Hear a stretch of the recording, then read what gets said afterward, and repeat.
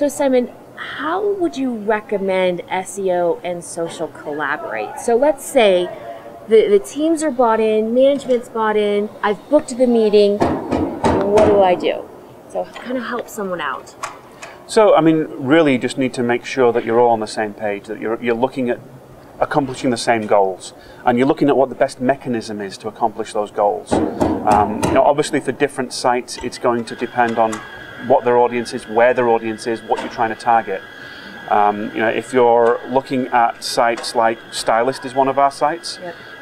You're obviously looking at more of a female demographic.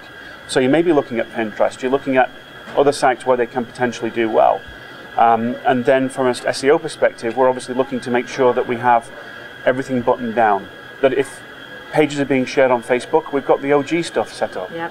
If we're doing it on Twitter, maybe you're setting Twitter cards up. So there's a lot of making sure, again, that the architectural stuff is right in place, and that the editorial stuff actually is going to resonate with those audiences. And you may find that different copy resonates on different platforms. Mm-hmm. So you might not necessarily want to have the same title available in the search results as you're going to have on Facebook. And that's then a matter of working with your CMS, your content management system, to make sure that they have the capabilities for your writers to do what they need to be able to do for them to work the best everywhere that they're going to be. Right. And that involves collaboration with both the SEO, social teams, and your development teams.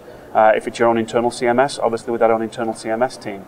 If it's with WordPress or whoever, then it's finding out what the right plugins are that can give you those capabilities.